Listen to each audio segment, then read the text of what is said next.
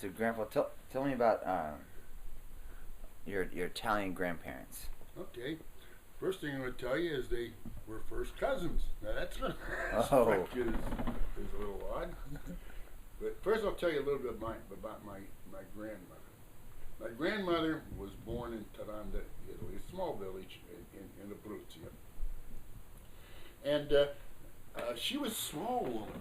She was only 4'11", had a lovely figure, and everyone says that she was the most beautiful girl in her village.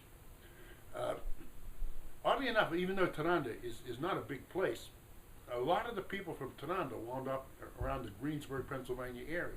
The way it would happen is one would come over and they'd write back and tell them about that. So a lot of people from Taranda immigrated to the same place. And all the people from Taranda would tell us about my grandmother being the most beautiful woman in that term. And even her cousin, who Sembiantes, Sif means aunt, and Vincenzel was her name. She was so proud to be my grandmother's cousin that their church did not have pews. Vincenzel used to bring a chair every week to the church, and it was for my grandmother to sit on. And Vincenzel would kneel next to her, and she was so proud just to be cousin to my grandma. Now, my grandmother never said anything about being the prettiest girl in town.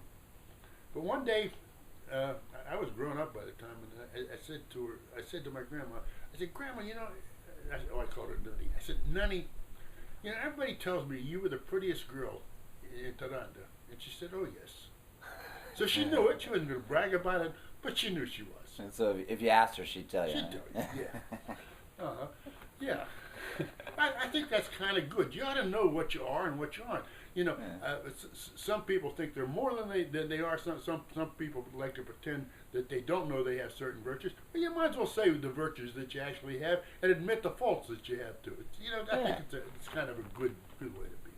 Okay, now my grandfather's people came. They also lived in Abruzzo, and it wasn't all that far from Taranda.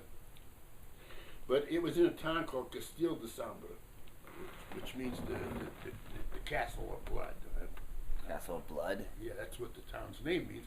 And that's a bigger place than Taranda, but it's not really big. We're probably talking 10,000, 12,000 people, something like that. Of course my cell phone would go off. Okay. But yeah, I'm going to turn this off and we'll do that.